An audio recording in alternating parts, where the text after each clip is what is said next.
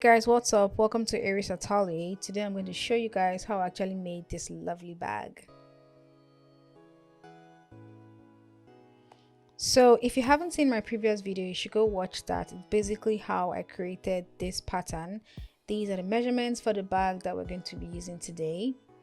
And you're going to start off with the basic thing, which is just cutting out your materials. And I always like to cut my stiffeners first because it's much easier to trace them on your material. So here I am actually using the same carry board. It's basically like a heavy duty recycled cardboard. For the sides of the bag, I'm actually using chipboard, but this is just to give an example of items you could actually recycle. So this is a thick paper that actually came inside I think my husband's packet shirts. But for the flap, I'm using the same chipboard, same carry board. So I have two pieces for the front and the back, and I have two pieces for the left and the right side and one piece for the bottom. If you want to learn how to make this, you can actually watch my previous video. Here is the link for that. So like I said before, I like to cut my stiffeners first so I can just use them to get like a rough shape of the leather. So when you put your contact adhesive on both surfaces and you put them together, you have like a little allowance. So I'm using synthetic leather. I don't know if I already mentioned that before. I'm using synthetic leather with the python pattern. I think it's really interesting though, because even to the textures, they try to copy it. So cool. So for the flap, I actually cut a second piece of camera because I wanted the finishing to be a bit better. So I just cut the same thing 2 times, but I think I trimmed off like half a centimeter from the lower part. So I'm just going to go on all the pieces here and just rub like a layer in the outline of our cut pieces. This is so you can actually fold it. It's like it's obvious at this point. So I'm just going to go and fold everything. So it's very important you use like a very heavy stiffener, or rather interface, or whichever way you want to call it, but this is what actually gives it the structure. So the harder the material, the stiffer your bag is going to be, or the more solid your bag is going to be. The softer the material, the more bendable or pliable your bag is going to be. So I have the 2 pieces here. I don't know if it's OCD, but I like to match the patterns so it has this sense of order. So I'm just going to do the same thing for the side. Again, if you haven't seen how I made this pattern, you could check this link, or you could watch my previous video.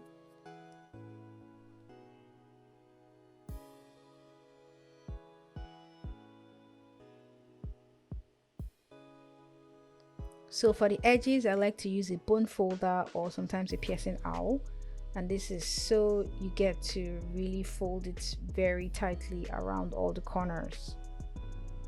So I'm just going to go around. So this is how it's going to look.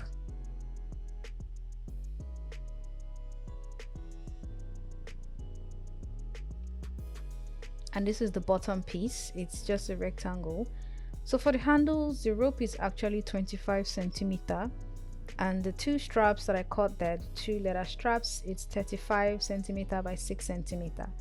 So first thing, you're going to apply your contact adhesive on both ropes and just let them sit, and you're going to apply a thin layer, or rather a sufficient layer of gum on the straps themselves.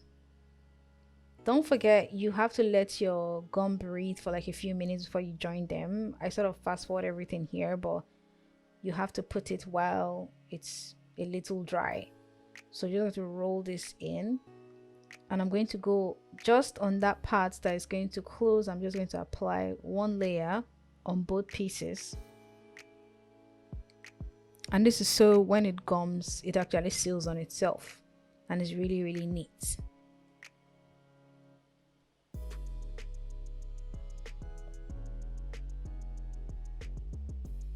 So this is the easiest method I know. If you don't have any kind of sewing machine or whatever, you could just use gum, and the fact that you're twisting both ropes on themselves, it ensures that it's not going to unravel. So I'm just going to clip this and let it sit and let the gum dry so it seals itself properly.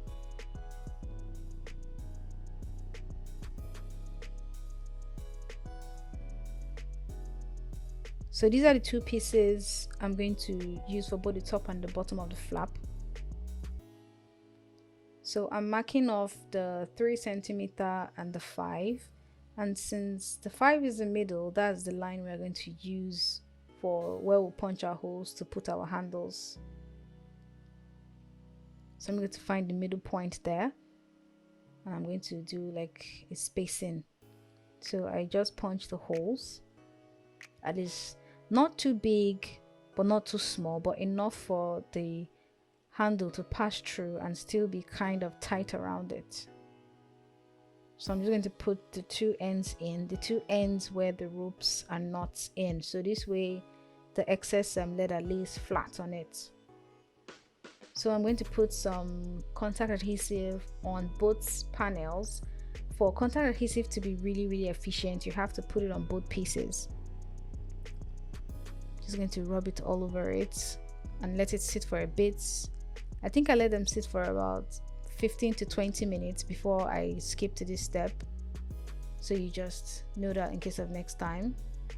So I'm going to spread the extra piece under before gumming it to the lower piece.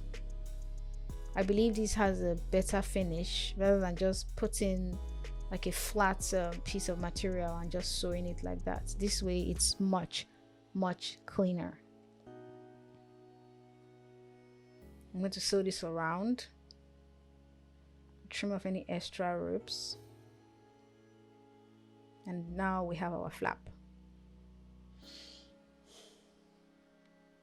So this stage, I just want to quickly put the bag locks in place before I gum the synthetic leather to the back. So I'm just going to trace out where I want the bag locks to be, centralize it before marking out my holes, then punching and cutting the hole out. Just going to do that before screwing the back of the front part of the bag lock in. So this is what I will now use to get my position. This is like a quick method I use, but if you're making bags in numbers, you may as well just do this on your pattern. But because this is it's a one-time production thing, so I'm just doing this like this. So when you clip it to where the flap is going to be, you can just easily mark out the 2 points where the legs of the other piece is going to go through. So this way you are sure exactly where it's going to be, because sometimes when you measure you may not be accurate. I learned that the hard way. So just follow where the lock is going to sit. Since it's handmade, you're not going to have the precision of your computer, so just let the bag lead you. Just going to press these 2 sides down before moving on to covering the back piece. So the next step is we're going to sew this oh okay, yeah, that's true, I didn't mention this before, but I just got these cool accessories. Instead of D-rings, I just sort of placed them in. So I learned this trick recently where it's basically you just sew the 2 ends of the material, that's the top and the bottom, before going on to putting glue and sealing it on itself. So this way you have a better finishing and your inner piece is actually folded in instead of just sticking out roughly. So I'm going to do the same thing for the bottom before going on to just fold the sides down. So as you can see, it has a better finish on the inner part. It doesn't matter whether you're using synthetic leather or fabric, this method works very well. It's a trick I learned recently from someone and it's so nice. It's way better than what we were doing before. So I'm just going to go around and trim off any excess. You don't want the leather to be sticking out, so I'm just going to trim it out. And I'm going to go again with my knife and cut out about 5 millimeters, that's half a centimeter, or as little as you can cut without destroying the piece. This is because you want that inner part to be pushed in, so when you are closing you don't have like your lining sticking out from the corners. So I just go around and just peel peel it off like a sticker. It's so cool, so satisfying. So this is the bottom piece, and just to centralize our work, I'm going to mark the middle of the bottom panel, then match that middle to the middle of the side panel because it's not the same measurement here. So this is what it's going to look like.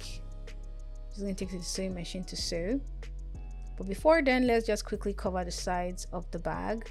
So I'm using the same method I use for the gussets, which is you sew the tip, then you fold it in on itself, and then I trim. Same procedure. After trimming, then I go around with a knife. So quickly, before I do any other thing, I just want to attach the flap. I'm using super glue here. I don't want to hear that the thing shifted or it moved, so we are gluing it. But because it's super glue, you have to be very sure. So all the markings, everything have to be accurate, because once you get to this point, there's no going back. So this is kind of glue I use. It's just basically a regular super glue. It's the common ones in the market.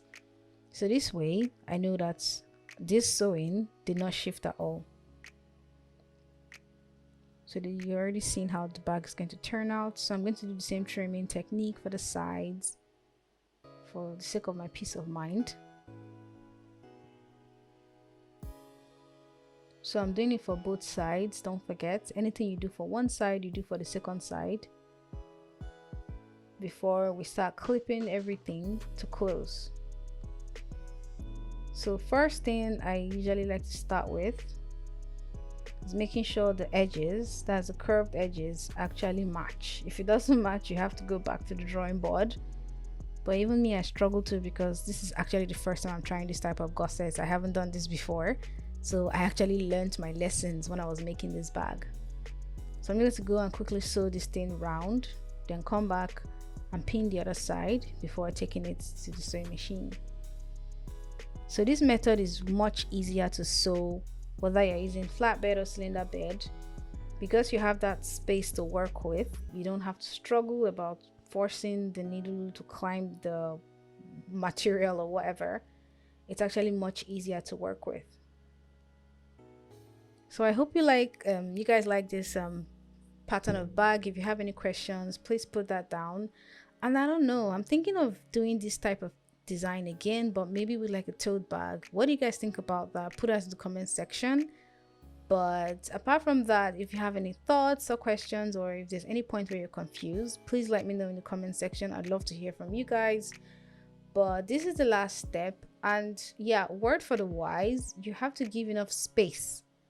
You see how it got really tight towards the end there? You have to make sure you move your flap a bit.